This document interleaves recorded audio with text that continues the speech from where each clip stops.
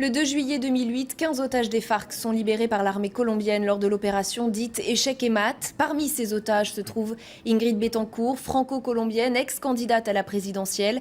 Elle a été maintenue en captivité pendant plus de 6 ans dans la jungle amazonienne. Le jour de sa libération apparaît immédiatement comme un jour historique en France et on va essayer de comprendre pourquoi avec Jean-Jacques Kourlianski. Bonjour, vous êtes chercheur à l'IRIS, auteur du livre Ingrid Betancourt, Par-delà les apparences aux éditions Toute latitude, ainsi que du livre La Colombie de A à Z.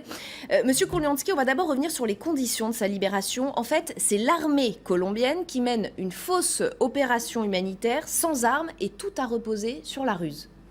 Oui, effectivement, en France, on a souvent eu l'impression que cette libération était due à des pressions médiatiques et politiques qui avaient été exercées sur les autorités colombiennes. En réalité, tout a reposé sur le savoir-faire.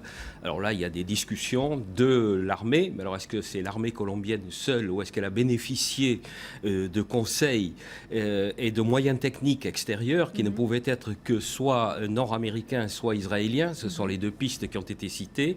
Mais le fait est que cette libération qui a marqué une nouvelle phase dans le conflit intérieur colombien, dont les suites sont perceptibles aujourd'hui avec la présidence de celui qui était le ministre de la Défense et donc qui a supervisé cette opération, Juan Manuel Santos, qui est actuellement en cours de négociation avec les FARC, auquel il avait donné un grand coup en ce 2 juillet 2008, qui a été suivi d'autres coups d'ailleurs dans les mêmes... Alors, plusieurs éléments ont quand même créé un contexte favorable à cette libération. L'élimination du numéro 2 des FARC, Raúl Reyes, et puis ce que vous appelez la fragmentation des FARC à ce moment-là, puisque la base n'a plus de contact avec la direction. Oui, il y a eu un certain nombre de coups, une réorganisation de l'armée colombienne à partir de 2002. L'armée colombienne avait subi un certain nombre d'échecs graves les années précédentes, avec plusieurs dizaines de militaires qui avaient été faits prisonniers.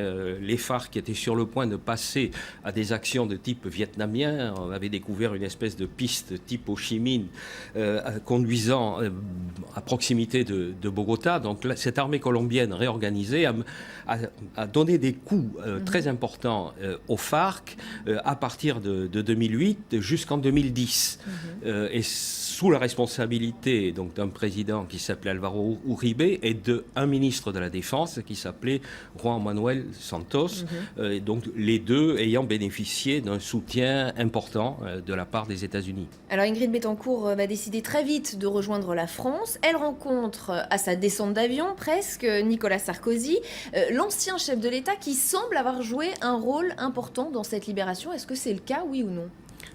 Tout dépend. Enfin, disons que l'enlèvement d'Ingrid Betancourt a été quelque part comme beaucoup d'affaires d'otages en France depuis les premières affaires concernant le Liban sont entrées dans une espèce de jeu politique, d'instrumentalisation politique et médiatique qui font que le cas d'Ingrid Betancourt a été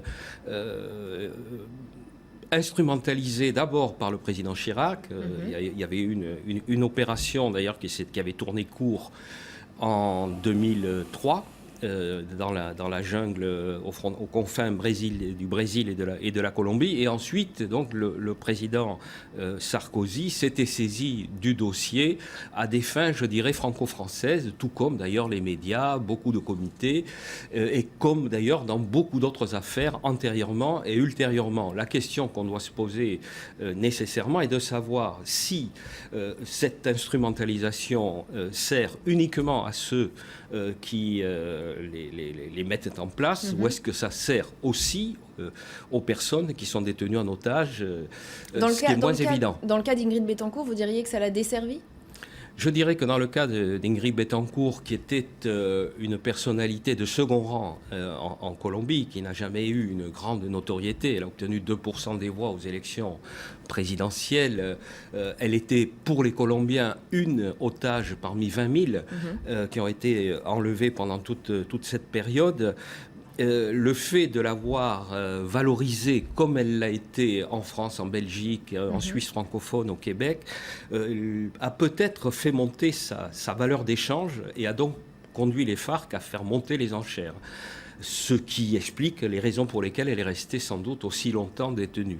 Oui, parce qu'il y a eu effectivement un déferlement médiatique dès sa libération, en tout cas en France. Et en Colombie, c'est quelque chose qu'on ne comprend pas du tout. On ne comprend pas cette médiatisation au moment de sa capture et au moment de sa libération. Peut-être même les Colombiens lui sont hostiles à cause de ça. Pour les Colombiens, Ingrid Betancourt, je vous dis, était une parmi 20 000 et pour beaucoup, le fait que son affaire ait été médiatisée était analysé comme le résultat de la place de sa famille dans l'élite de la Colombie. Et donc, c'était plutôt mal vu, le premier point. Et deuxième point, les interventions de la France, notamment, il y a eu un certain nombre d'interventions radiophoniques du président français s'adressant au chef des FARC, considéré comme une organisation terroriste par les Colombiens, en le qualifiant de Monsieur Marulanda, faisant appel à ses sentiments humanitaires, ont été considérés comme totalement incongrus. Et donc il y avait une vision de cette affaire qui était effectivement aux antipodes de celle qui pouvait y avoir en France ou dans les pays francophones. Et Ingrid Betancourt elle-même a ensuite fait l'objet de critiques par rapport au comportement qu'elle aurait eu pendant sa captivité. Racontez-nous. Oui, alors là, je ne veux pas trop m'avancer, mais c'est vrai qu'il y a eu beaucoup de livres, de témoins, d'autres otages, donc son ancienne collaboratrice, Claudia Rojas, des responsables politiques du Parti libéral qui étaient également emprisonnés, des soldats américains, des mercenaires américains qui étaient avec elle. Et il y a eu effectivement des témoignages assez contradictoires sur son comportement. Mais bon, là, c'est même par rapport au jour où elle est capturée, d'ailleurs. Beaucoup disent qu'elle s'est jetée dans la gueule du loup. Pourquoi ce jour-là ? Ça, c'est une autre facette de cette affaire. Donc, traditionnellement, habituellement, ceux qui sont pris en otage le sont à la suite d'opérations montées par les ravisseurs. Dans le cas d'Ingrid Betancourt, c'est arrivé dans des conditions assez différentes. C'était au moment où les FARC et le gouvernement colombien de l'époque, du président Pastrana, avaient suspendu le dialogue qu'ils avaient engagé quelques années auparavant. Ingrid Betancourt a souhaité se rendre dans l'ancien sanctuaire des FARC. Pourquoi ? La région qui avait été sanctuarisée pour le dialogue, pourquoi ? Parce que le maire de la commune était de son parti politique.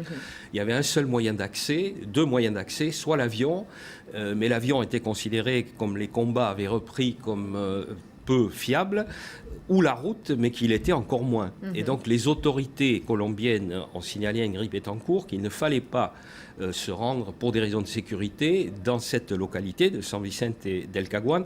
Elle a considéré que, compte tenu du fait que, comme beaucoup d'hommes politiques ou de femmes politiques responsables en Colombie, chacun parle avec tout le monde à certains moments, elle connaissait les FARC, elle pouvait y aller, il ne lui arriverait rien.